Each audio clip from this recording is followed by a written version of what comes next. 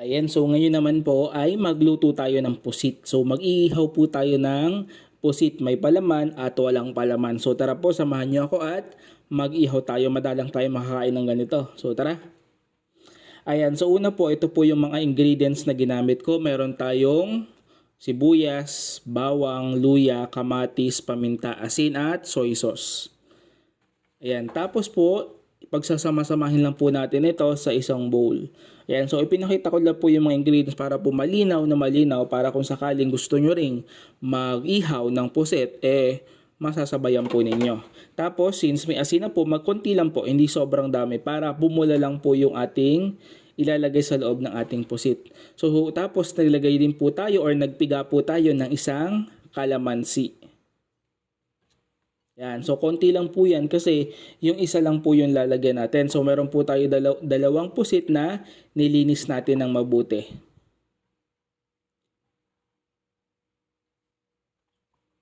Ayan. So, para po may comparison, ang gagawin ko po yung isa, may palaman, yung isa wala. Para sa ganon, malaman kung alin yung masarap talaga, 'di ba?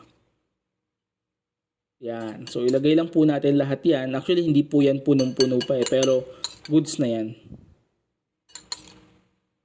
Yan, ganyan po yung paraan. Kung gusto nyo pong subukan, gayahin nyo na po. Masarap po ito at sa same time, hindi po oily kasi inihaw. Healthy po. Yan. Pagtapos po nyan, so ilalak na po natin. Hindi na po natin sasama yung ulo o yung mga galamay. Tapos itututpick lang po natin para mag-lock po at hindi lumabas yung mga nilagay po natin sa loob. Tapos yung isa, plain lang po talaga. Yan. Tapos po, maggagawa po tayo ng ating sausawan. So, dahil mahilig po talaga kami sa toyo, yan, pero wala po akong toyo ha. Yan, naglagay po tayo ng 2 sili, soy sauce at kalamansi. So, the best sausawan po ito. Yan. Tapos, halu-haluin lang po natin ito.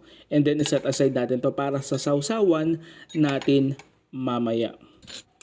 Yan, so nagpabaga na po tayo or nagpainit na po tayo ng ating ihawan. Uling po ang gagamitin natin. Tapos ilalagay na po natin yung ating mga pusit.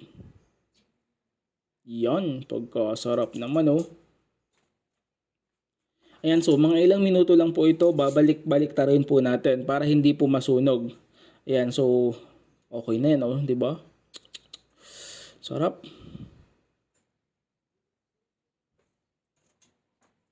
Ayan, pagkatapos po nito, gumawa po tayo ng pang budbud po, yung parang pang punas po. So ito po ay soy sauce, tapos sugar, and then ketchup. Yung soy sauce po na ginamit ko is yung barbecue oyster sauce.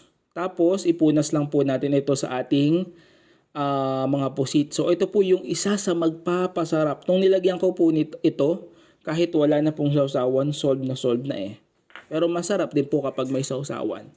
Ayan, tapos po, balik ta rin. May lumabas na tubig. Balik ta rin po natin. Yun.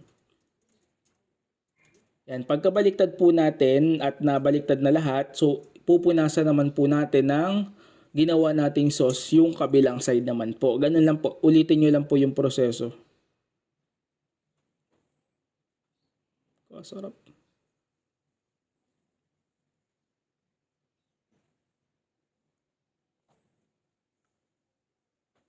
Ayan. Tapos, mga ilang minuto lang po ulit yan. So, medyo nasunog na kasi yung, di ba pa yung pangpunas po natin may sugar. So, okay lang naman yan.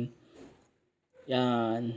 Tapos, last na budbud na po natin ang yung pang ano po natin. Ayan, ganyan lang po. So, napakadali pong gawin ito. Kung ayaw po ng may palaman, so pwede pong yung normal lang kagaya po ng isa.